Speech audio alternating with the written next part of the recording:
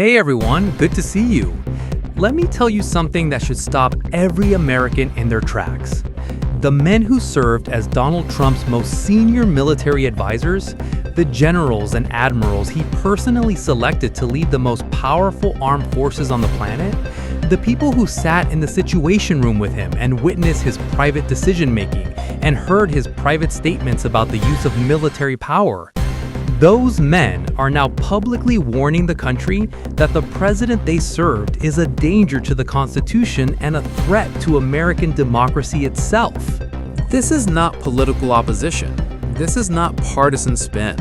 This is Mark Milley, Trump's own chairman of the Joint Chiefs of Staff, describing Trump as fascist to the core and the most dangerous person to this country. This is James Mattis, Trump's own Secretary of Defense, saying Trump has made a mockery of the Constitution.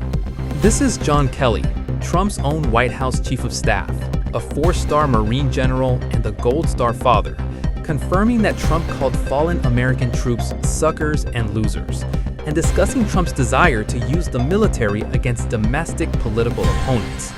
The three most powerful military positions in the American government, filled by the men Trump himself chose, are now united in warning the nation that the commander-in-chief represents a fundamental threat to the constitutional order they swore to defend. Mark Milley spent over 40 years in uniform. When he says Trump is fascist to the core, he's applying a professional military assessment, concluding that Trump exhibits the defining characteristics of fascist governance: the cult of personality, the contempt for democratic institutions, and the willingness to use state power against political opponents.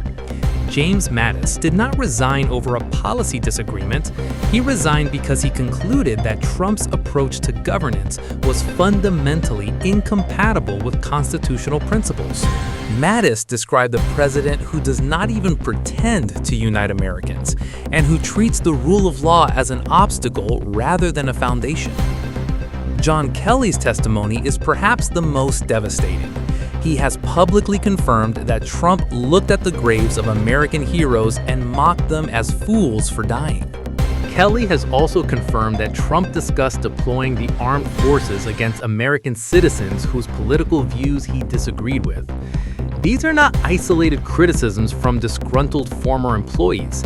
These are the considered judgments of the most senior military leaders in the country who had direct access to Trump's private conduct when the cameras were off. For the 2026 midterms, these warnings provide a powerful argument.